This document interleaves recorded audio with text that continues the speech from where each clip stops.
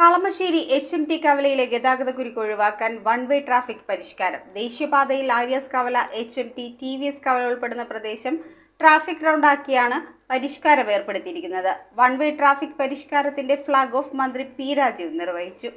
HMT കവലയിലെ ഗതാഗതക്കുരുക്ക് ഒഴിവാക്കാനായി ഏർപ്പെടുത്തിയ വൺ വേ ട്രാഫിക് പരിഷ്കാരത്തിന്റെ ഫ്ളാഗ് ഓഫ് കർമ്മം മന്ത്രി പി രാജീവ് നിർവഹിച്ചു.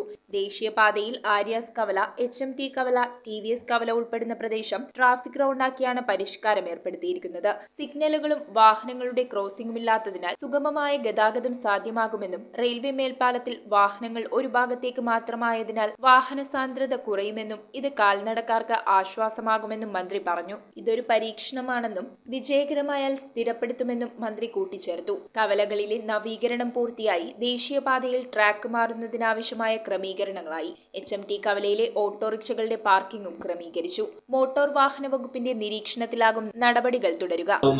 എന്ന് മാധ്യമങ്ങളുടെ അഭിപ്രായം ഉണ്ടെങ്കിൽ അത് നമ്മൾ പരിഗണിക്കും. അതിന് സമയം നമ്മൾ കൊടുത്തു കഴിഞ്ഞിട്ടുണ്ട്. അപ്പൊ അത് ഒരു പരീക്ഷണം തുടങ്ങി വിജയിക്കുമെന്ന് പ്രതീക്ഷിക്കുന്നു. മറ്റു പ്രശ്നങ്ങളുണ്ടായാൽ അതിന്റെ അനുഭവത്തിന്റെ അടിസ്ഥാനത്തിൽ നമ്മൾ ആവശ്യമായ തീരുമാനങ്ങൾ എടുക്കും. ഇതാണ് നമ്മൾ ആലോചിച്ചുകൊണ്ടിരിക്കുന്നത്. എല്ലാവർക്കും മനസ്സിലായിട്ടുണ്ടോ? ഇവിടുന്ന് വരുന്ന വാഹനങ്ങളെല്ലാം അങ്ങോട്ട് ലെഫ്റ്റിലോട്ട് തിരിയുക, ഇവിടുന്ന് വരുന്ന വാഹനം ലെഫ്റ്റിലോട്ടാണ്. ഓട്ടോറിക്ഷ ആവശ്യം അവർ നേരത്തെ പറഞ്ഞിരുന്നു. ഒരു ക്രിയാത്മകമായ അഭിപ്രായം പറഞ്ഞു. ഞങ്ങൾക്ക് അവിടെ കറങ്ങി തിരിച്ചു വരണമെങ്കിൽ ഡീസൽ അടിക്കാൻ ആര്, പെട്രോൾ അടിക്കാൻ ആര് കാശ് കൊടുക്കും?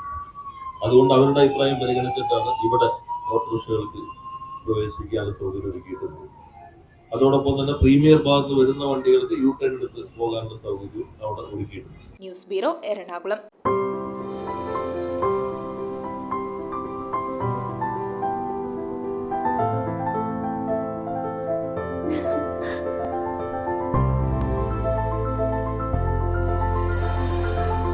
കളങ്കമില്ലാത്ത സൗഹൃദം പോലെ കലർപ്പില്ലാത്ത വിശ്വാസം.